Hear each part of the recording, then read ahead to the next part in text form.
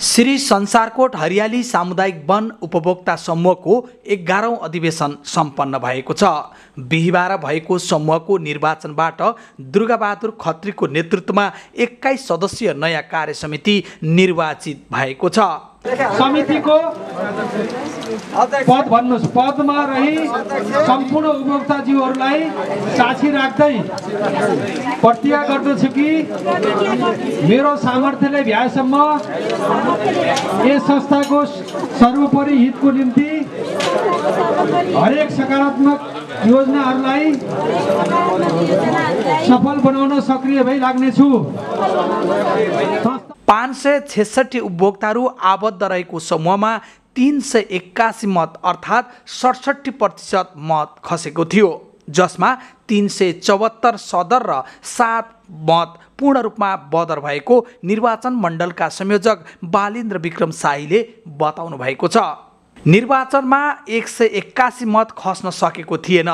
अध्यक्ष, कोषाध्यक्ष, सहसचिव र 4 सदस्य पदका लागि मात्र भएको निर्वाचनमा अध्यक्ष पदका लागि 2 जनाको उम्मेदवारी परेको थियो, जसमा दुर्गाबहादुर खत्रीले 258 मत प्राप्त गरी विजयी हुनुभएको छ।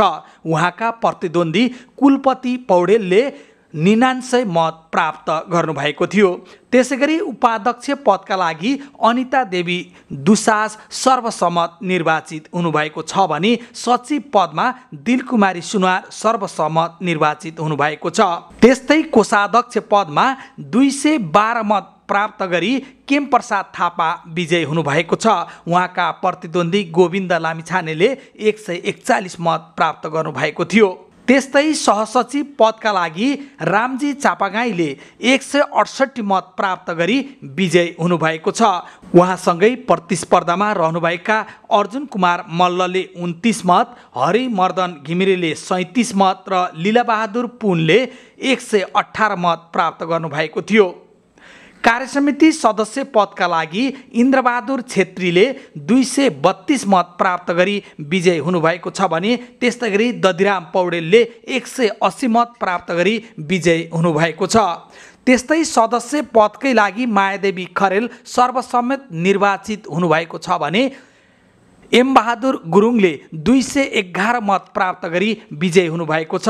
त्यस्तै अर्का नगेन्द्र बहादुर खत्रीले 156 मत प्राप्त गरी विजयी हुनुभएको छ। त्यसैगरी सुशीला पराजुली महिलातर्फ र सीताकुमारी बस्याल महिलातर्फ, किस्मती हरिजन महिलातर्फ सर्वसम्मत निर्वाचित हुनुभएको छ भने कमलादेवी शर्मा चापागाई, विष्णुकुमारी दर्लामी, सुनिता थारू चौधरी, अनिता कंवर, असी बुनिसा पठान, रविन्द्र पटेल, निजामुद्दिन देवान पनि सर्वसम्मत निर्वाचित हुनुभएको छ भने कमल प्रसाद पराजुली पदेन सदस्यका रूपमा रहनु भएको छ।